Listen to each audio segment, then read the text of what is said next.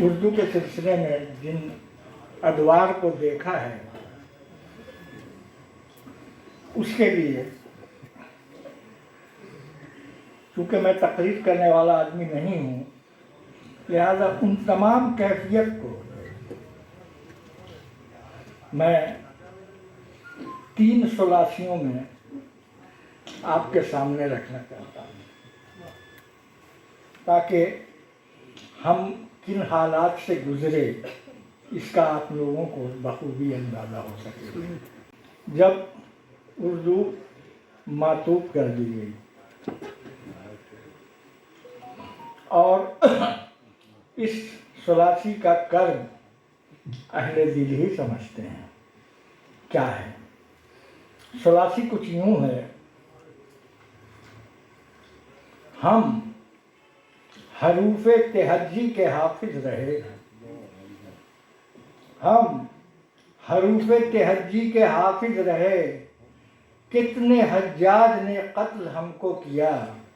پھر بھی اپنی زباں کے محافظ رہے۔ ہم حروف تہجی کے حافظ رہے، کتنے حجاج نے قتل ہم کو کیا، پھر بھی اپنی زباں کے محافظ رہے۔ ایک وہ دور بھی گزرا، اس کے بعد ہم لوگوں کچھ چند سرفرے میرے جیسے سامنے آئے اور محفلیں پھر سجنے لگیں، پہلے چھپ چھپ کر، بعد میں کھلے عام۔ اس دور کی ایک ثلاثی، اس دور کی منظر کشی ہے: ہم اہل دل ہیں، عجب آن بان رکھتے ہیں، ہم اہل دل ہیں، عجب آن بان رکھتے ہیں، بچا کے آج بھی رکھا ہے ورثہ اسلاف، زبان چھن گئی پھر بھی زبان رکھتے ہیں۔ اس کے بعد آج کا یہ جو دور، صوفی جمیل اختر سوسائٹی کی وہ دور اردو کے سلسلے میں، اس کے علاوہ بنگلہ دیش میں اور دیگر چھوٹی بڑی تنظیمیں جو سامنے آئیں، اس میں کچھ ہمارے سب سے بڑی چیز یہ بنگالی حضرات، بنگالی شاعر و ادیب، انہوں نے اردو کے سر پہ ہاتھ رکھا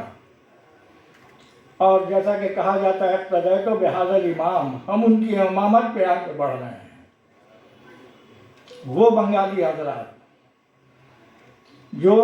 اردو سے محبت رکھتے ہیں، انہوں نے اردو کے سلسلے میں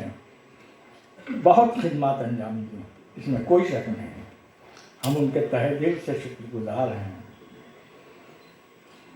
ایسے ہی ایک شخصیت ہو سکتا ہے کہ میری اس ثلاثی پر آپ حضرات مجھ پر فتویٰ عائد کر لیں، لیکن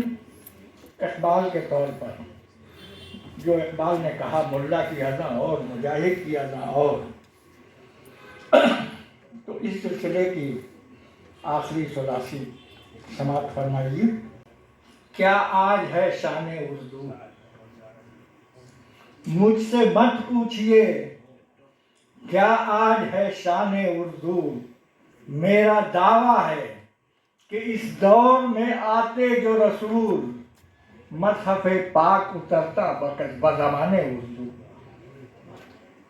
مجھ سے مت پوچھئے کیا آج ہے شان اردو،